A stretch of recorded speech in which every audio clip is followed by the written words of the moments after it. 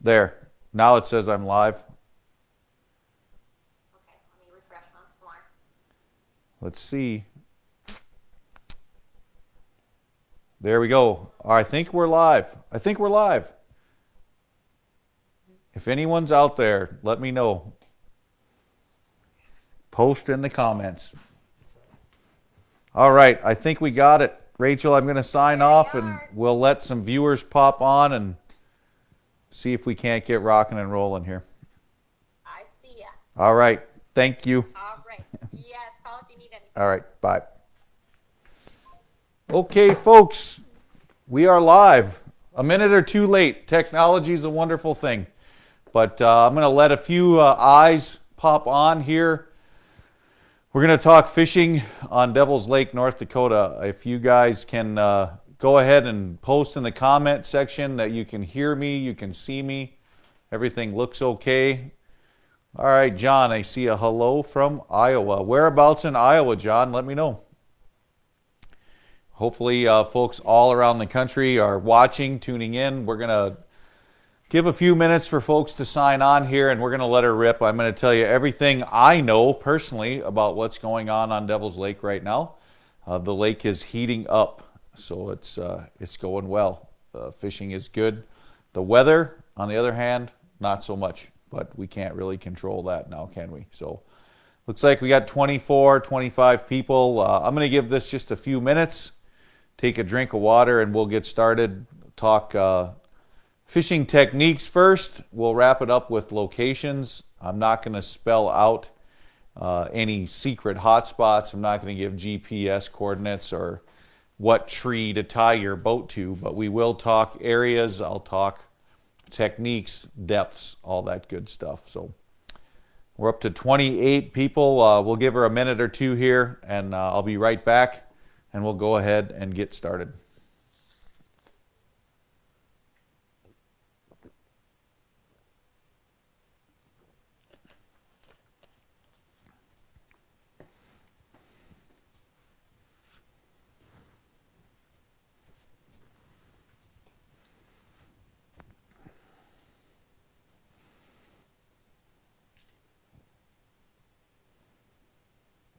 My buddy Dave logged in. Dave Noble logged in. Good to see you, Dave, although I can't see you. I missed you last week when you were here, kind of bummed out still, but sounds like you guys had a pretty dang good trip while you were up here, so that's good. All right, we've got 40 people online. We'll go ahead and get started. I'm sure the crowd will grow as we talk. Please, if you do have questions, I can see my screen here. I've got a helper in the studio, my good friend Jay Hagan. Some of you may know him. He's going to help me out also. So if there's any questions as we go, please type them in the comment section, and I will answer those the best I possibly can. So before we get started, I want to thank the folks at the Devil's Lake Chamber of Commerce for setting the seminar up tonight. This is the second one in a series. There's 4 more after this. We're going to do one every month, July, August, September, and October after this one's over. So if you have some friends that might want to know what's going on in Devil's Lake, tell them to log in and tune in the future as well. First thing we'll get started with is a general overview of what's going on Devil's Lake right now. Summer got here relatively quickly. We had a heat wave just like the rest of the country a couple weeks back. Water temperatures shot way up. I was fishing in Pelican Lake today and had surface temperatures of 70 to 71 degrees depending where I went in Pelican Lake. So that's a little bit ahead of schedule for what I would call normal. Typically this time of year, mid-60s. So we're 4 or 5 degrees ahead of where we would normally be. That has kind of accelerated the fishing a little bit as well. I would say if you've visited Devil's Lake in the past, fish more like it's the last week of June than the middle of June right now, and you'll probably be right on pace.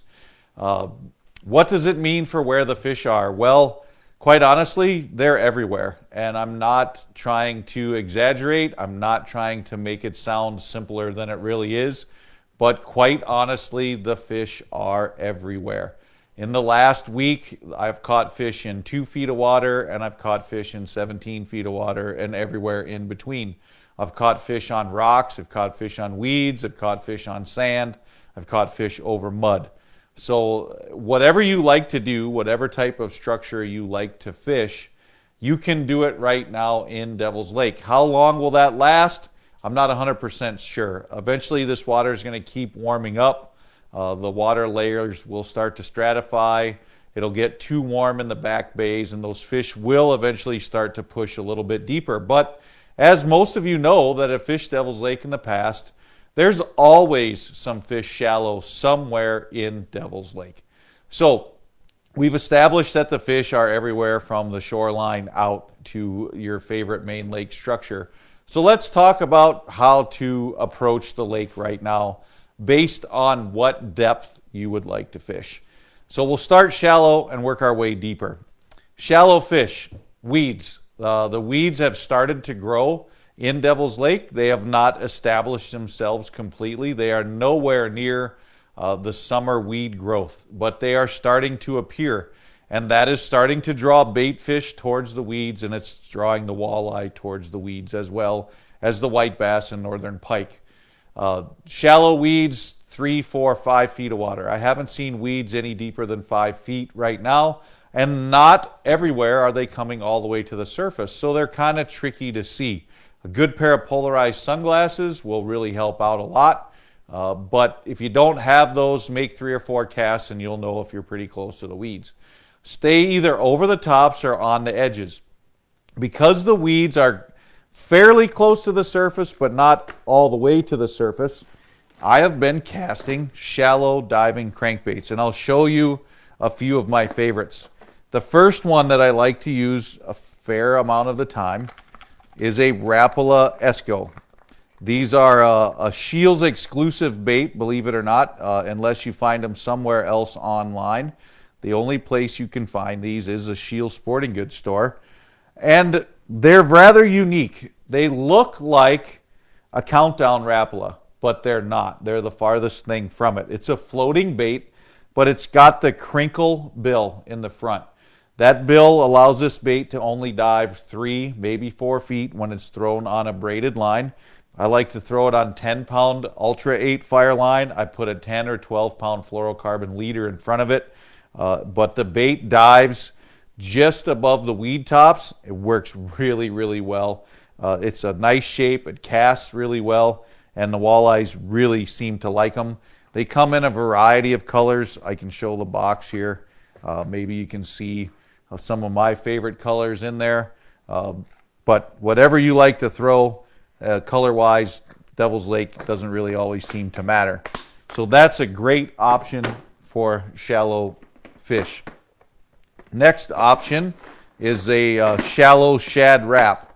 The shallow shad wraps in either a 5 or a 7. Those work really well also. They're the shad wrap profile. I'm sure you can see that right there.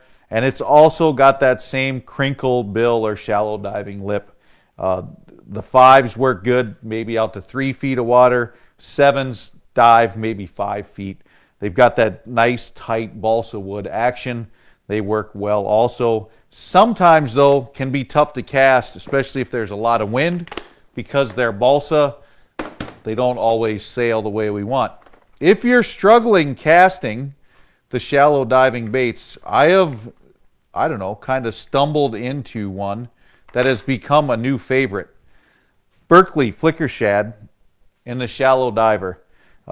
One thing Berkley's done a great job of here is they've kept the same action. That's got that nice tight flicker shad wobble that catches a lot of fish, but it's got the shallow bill. They weigh a little bit more. They fly through the air really easily. Cast like a bullet, throw them a long way, and again dive to about 5 feet, which keeps you right over the weed tops. This is a size 7. They also make a size number 5, and again lots of different colors. You can see there I've got a ton of colors. Really like the perches, the fire tigers, and whites, chromes, colors like that. Again, I'm throwing those on a braided line with a fluorocarbon leader. 7-foot rod, medium, moderate, so I can really fling them out there. I use a pretty high capacity reel, a size 3000, and quite honestly, I'm burning those baits fairly quickly. I'm not messing around with it. Longer casts are catching more fish.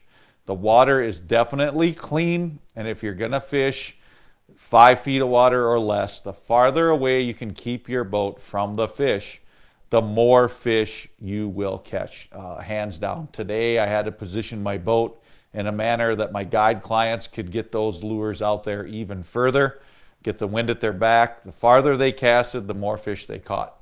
So keep that in mind when you're out there fishing shallow. Next level of fish would be in that 5 to 8 foot range, maybe even out to 10 foot range. Fish that are on maybe a deeper weed edge, maybe a cleaner bottom, somewhere that's a little too shallow to troll, but a little too deep to throw the shallow diving crankbaits. Obviously, you could put a deeper diving crankbait on. That will work as well.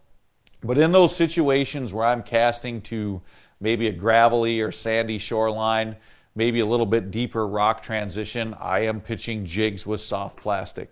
First thing I want to talk about is the lead head jigs that I throw. I make my own. They're nothing fancy, but they kind of are. This is the lead head jig that I'm using, and I don't know if you can see it or not. I'll try to get it down here on the white. I like the lead head jigs with this nice little wire keep below my finger. There's no collar on that jig, but it does have that soft plastic wire keep on the bottom. And I'm throwing all different sizes. I've got a box of them here from 3/16 of an ounce, 1/4 of an ounce, 5/16, 3/8, all the way up to a 1/2 ounce jig. And it all depends on what size tail I'm using, how deep the water is, how fast I want to fish the jig, and how hard the wind is blowing. So if it's nice and calm and I'm not worried about the wind, I will try to use a fairly light jig head, 3/16, maybe a 1/4 ounce. But if my tail is really big, some days that light jig head doesn't make the tail work. And what I mean by that, I'll put the tail on the lead head and I'll drop it over the side of my boat. As the jig is falling to the bottom, I want the weight of the head, without me moving it, to make the jig fall fast enough that the tail wiggles. If you're using a thin twister tail or a really, really soft plastic, you can get away with a really light jig. But some of these plastics are a little heavier, a little stiffer, and you need more weight to make that tail wiggle as it drops to the bottom. So you might need to upsize your jig head. If I'm fishing a little bit deeper, if I'm out in that 10 or 12 foot range, maybe I'll step it up to 5/16, 3/8. And then if the wind's blowing on top of that and I have to go to a 1/2 ounce just to feel my jig, that's what I'll do. So I use all the different sizes. I'm switching often till you find the right combination, tail size, head size, drop rate, all that. Once you figure it out, it becomes kind of magical and the fish bite really, really well. Couple tails that I really like to use.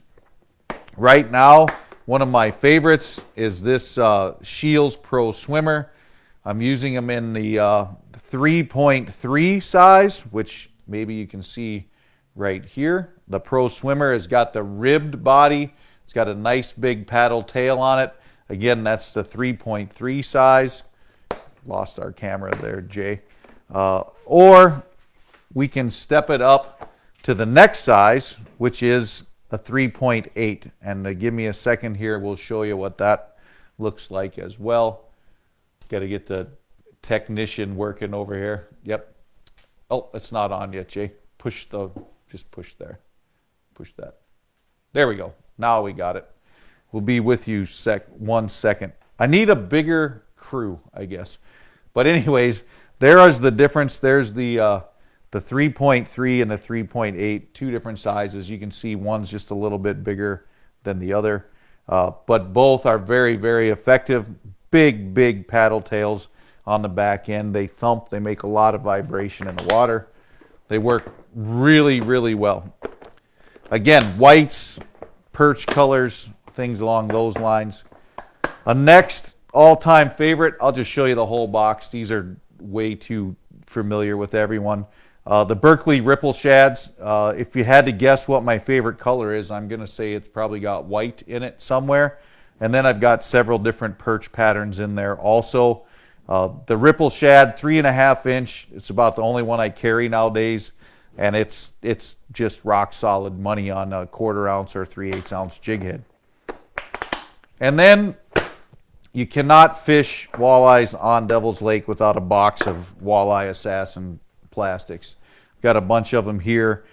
These are all Walleye Assassins on this side. There's the Turbo Shads in there, a couple other different shapes. Colors, again, whites, silvers, and things that look perchy. I've got some Fire Tiger ones down there in the bottom, and these are all, once again, 3.5 inch baits. They fish very, very well on multiple size jig heads.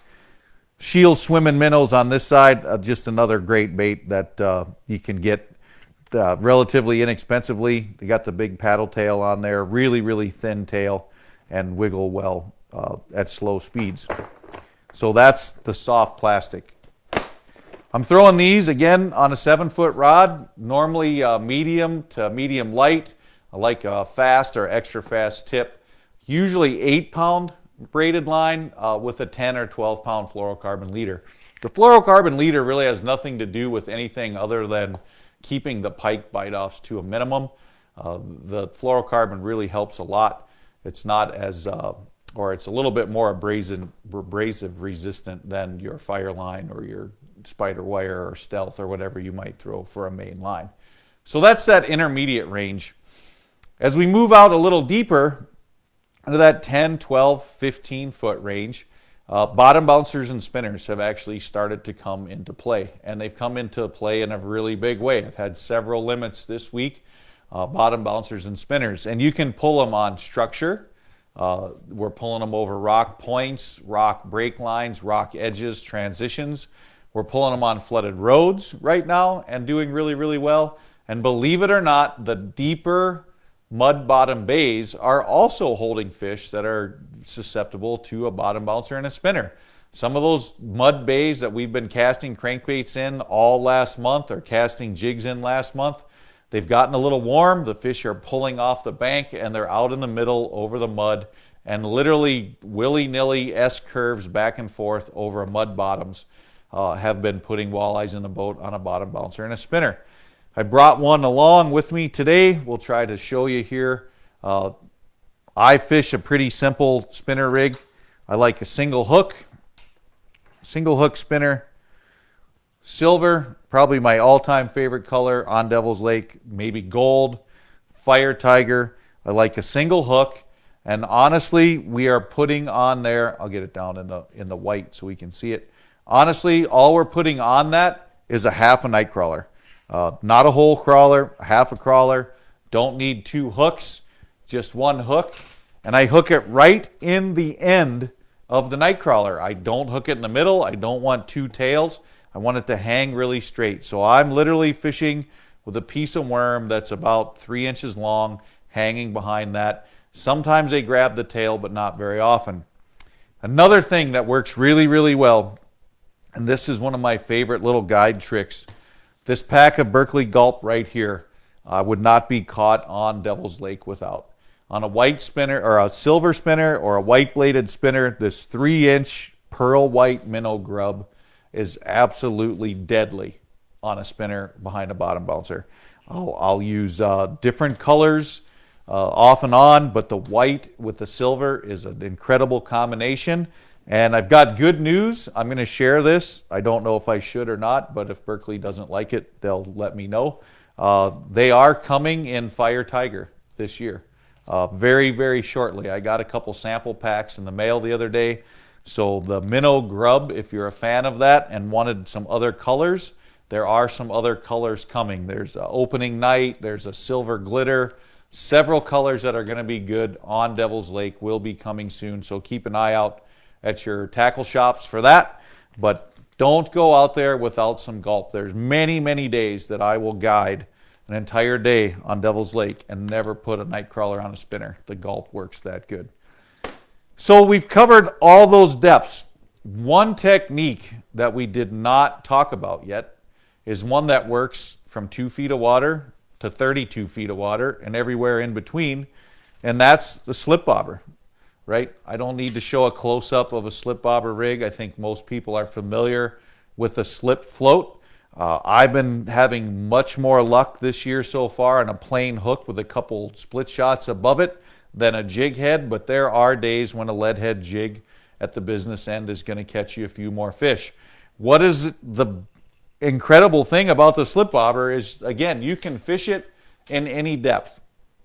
What has been working really, really well is trying to find active fish in a depth range with one of those other techniques that we talked about before.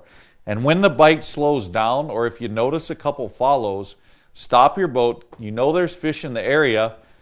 Get your slip bobbers out and throw out 3 or 4 of them with a leech on there and let them swim around. And you'll know in 15 or 20 minutes if those fish are going to eat again. Some days you knock the socks off of them with the slip floats. Other days, maybe not. But again, find the fish with another technique. Get your slip bobber out, throw it out. All the bait shops seem to have leeches right now. Ed's Bait Shop, Pete's Bait Shop, Ace Hardware. All those places have bait. I've bought at all of them. It's all quality stuff, and they're stocked up really well. Also, a lot of night crawlers there too. So check out those when you're in town. So let's get down to the nitty gritty. Where are they, Candle? You told us how to catch them, but you haven't told us where to catch them.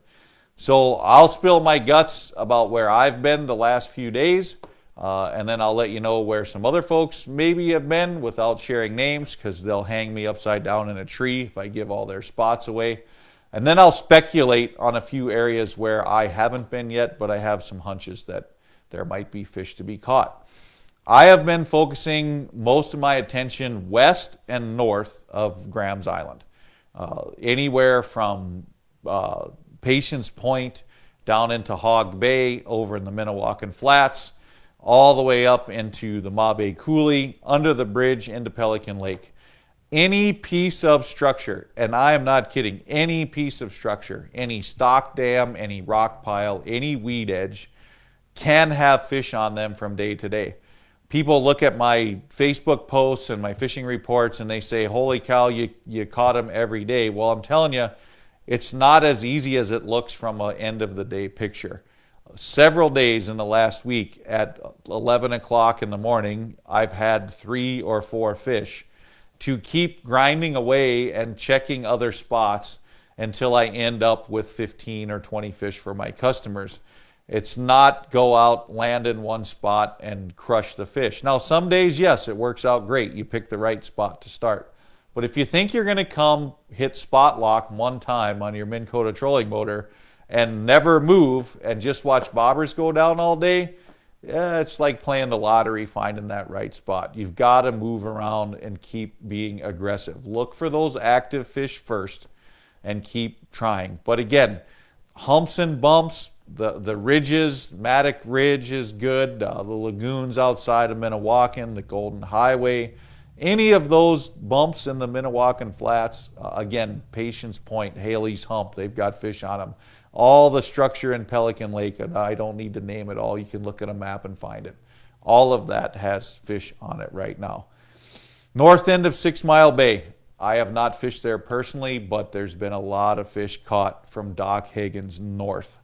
A lot of fish in that bay. It's a little bit warmer, it's shallower, it's protected from the wind, so this weekend, looking at the forecast, it probably will get a lot of attention from a lot of boats. It's going to be breezy. There is a nice boat ramp and a fish cleaning station right there in 6 Mile Bay, so if you want to launch there, save yourself a trip, you can do that. Creel Bay, also have not fished there myself, but the north half of Creel Bay has been pumping out some fish shallow as well. Weed growth is starting there. Walleyes love the weeds. Get up in there and go after it. The main bay, not so much. I have not heard many reports yet from Military Point, Rocky Point, Highway 57 trolling run that a lot of us like. Those are usually deeper fish, and I have not heard too much going on there. When you move east, good fish on all the structure in the East Bay area as well. There's lots of stuff, lots of flooded roads to fish, lots of points, lots of islands. And the report from many guide services is that they're catching fish with no problem on the east part of the lake, just like they are the western part of the lake. I have not heard anything from Black Tiger Bay. I have not been there personally, and I have not yet heard much from East Devil's Lake. East Devil's Lake's a little different animal. It does have some shallower water, but it's deeper. Traditionally, it doesn't fire up quite as early as other parts of the lake, but the Devil's Lake Chamber Tournament is only 2 weekends away, and if you follow that tournament, you'll know that there's some pretty good weights that usually come from East Devil's Lake for that event. So you might want to start poking around over there on that side of the lake. I don't see things changing a lot in the immediate future. So if you're planning a trip in the next week or so, maybe 2 weeks, I would think it's going to play pretty much like it is right now. The biggest tip I can give you is to use the wind for your advantage. If you see the wind start to pick up or blow and it's within reason, fish the shorelines that the wind is blowing into. It will absolutely make a difference on your day. Now, when it gets to 20, 25, 30 miles an hour, if you don't feel comfortable fishing in that wind, fully understand and find a shoreline that's a little bit more protected. But what I've seen the last several days, if you can find a shoreline with the wind blowing in, even if you've never caught a fish there before in your life, it's worth 15 or 20 casts. Today was a perfect example. I started the day pulling bottom bouncers and spinners in 10 to 15 feet of water. I only had 3 fish at 11 o'clock. The wind picked up a little bit. I went to the closest shoreline to where I was pulling spinners and started casting, and we went from 3 fish to 25 fish total for the day within 2 hours. If you're looking for other species, if you're looking for white bass, they're just about everywhere. Again, use the wind and you'll find them. It's probably the largest year class, the biggest population of white bass I've seen. Yesterday, with a good friend and guide client from up north, came down and we got into a school of white bass and had so much fun that we just hit the old spot lock button and sat there for 2 hours. We literally did not care if we caught a walleye because it was every cast for 2 hours straight, one after the other after the other. We laughed like little kids. You'd have swore we were 6th graders playing on the playground at school, giggling and laughing and carrying on. And if you went 2 casts without a bite, you had to put a new plastic tail on because it wasn't wiggling the right way. Northern pike, if anybody can figure out how to catch one, let me know. I know that sounds like not such a bad thing, but the pike population or else where the pike are living, something has changed a little this year on Devil's Lake, and the reports of northern pike are that they're way down. You can pitch and pitch and pitch. We caught 5 all day today. That was it. Typically, Devil's Lake, North Dakota, this time of year, if you're casting crankbaits over the weeds, you're probably going to catch as many pike as walleye. But this season, this year so far, don't know if it's the lack of runoff or lower water levels or not as much vegetation shallow. I have no idea what it is. But the northern pike fishing has been a little down. And if you really need one, like some of our Lake Region Angler tournaments, guys are struggling to catch them. So they are out there. Again, not 100% certain where the concentrations of northern pike are, but they are out there. They are readily available. But man, dialing them in and being consistent, I haven't been able to come up with much at all. So let's see. I've got a couple questions here, it looks like, or do I? Looking forward to coming out in a couple weeks. We got a guy from Bill from Denver, Rich from Omaha. Somebody laughed at something I said. I don't know what it was, but somebody laughed at something I said. Do we have any questions? Any questions at all? Anybody coming up soon? They want to know something that I haven't covered. I'll hang out here for a little while and see if there's any questions. Otherwise, I don't have a whole lot more. That's about it. Again, stop in, visit our local bait shops. They've all got good bait. They've got all the tackle you need. One thing I can do too is mention a few other events that are coming up. If you are going to be in the area the next couple weeks or the next month or so, some things you might want to consider. The Fort Totten Little Theater. We have an incredible community theater here in Devil's Lake. I know it doesn't sound like something that most fishermen talk about, but it's a lot of fun. I go see the show every year.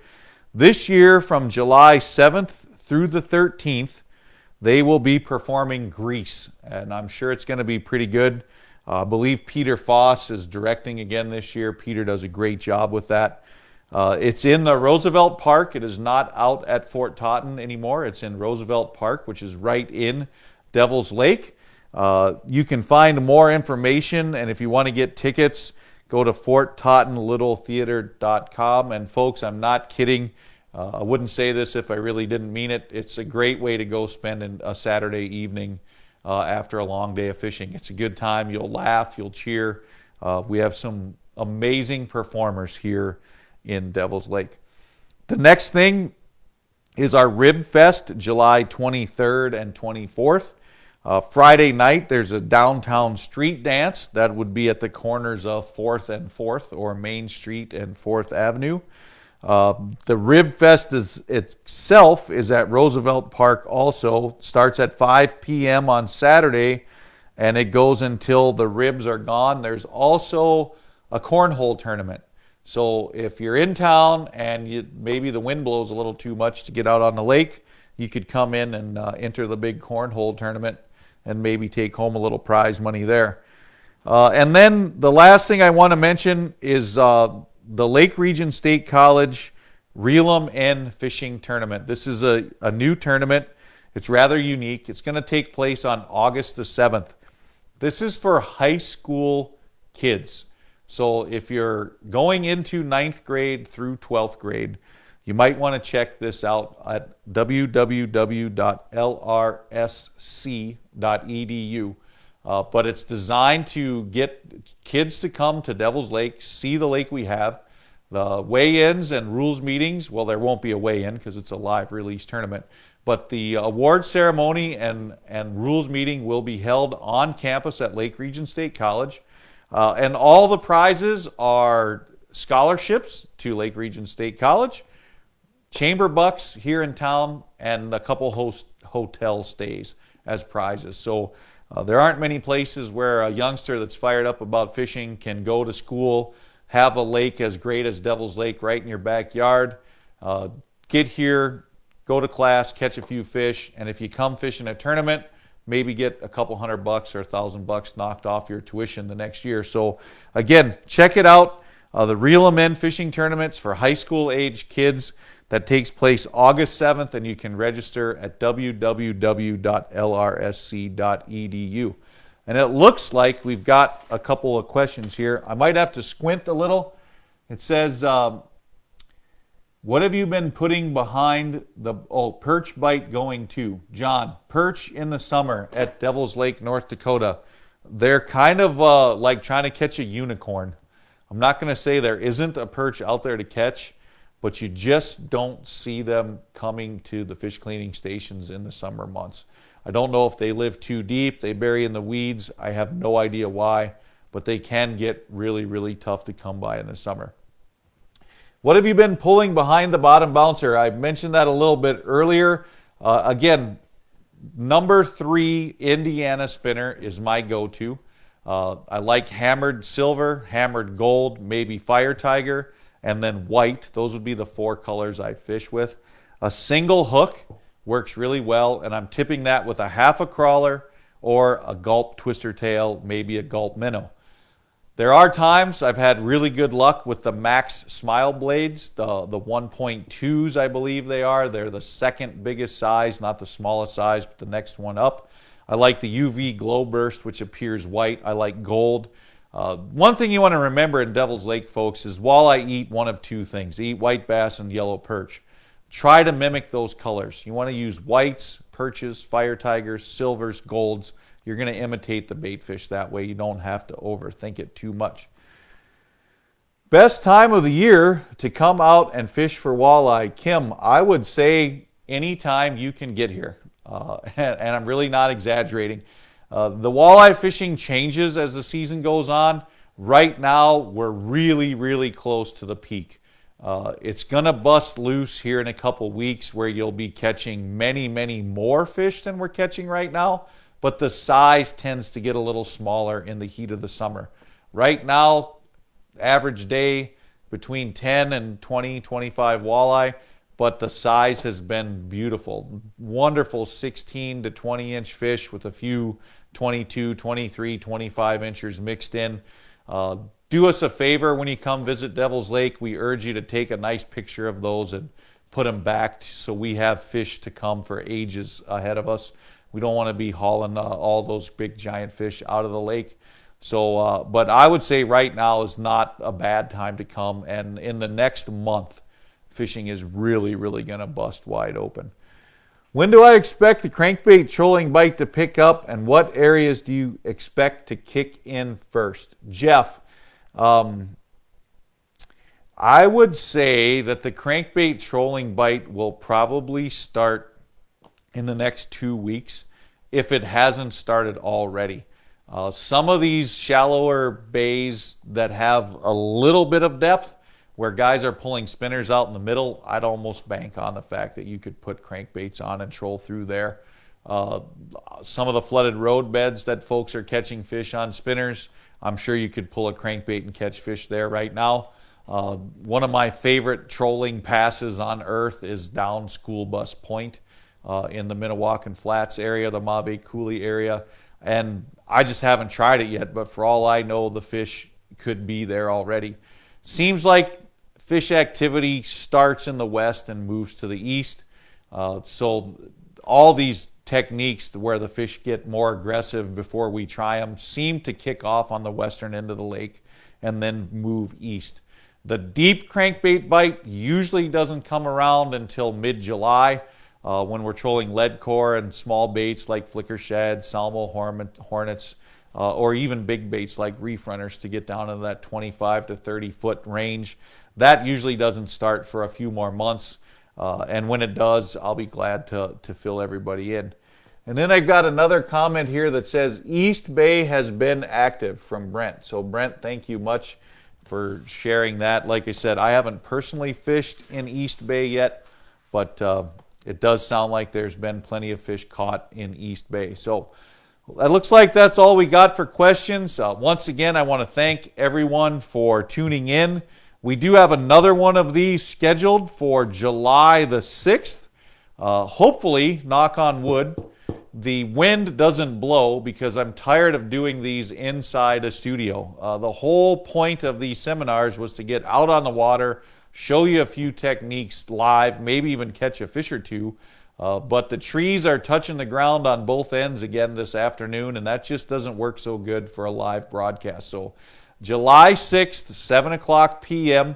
If you're in town this weekend, I will be at Grams Island State Park Saturday evening at 9 o'clock. I know that's kind of late, but we're going to do another presentation very similar to this at 9 p.m. at the Outdoor Amphitheater, Grams Island State Park, this Saturday night. So swing on out there, say hi, we'll shake hands, talk a little fishing, maybe sit down and have a Coke together or something on the park bench.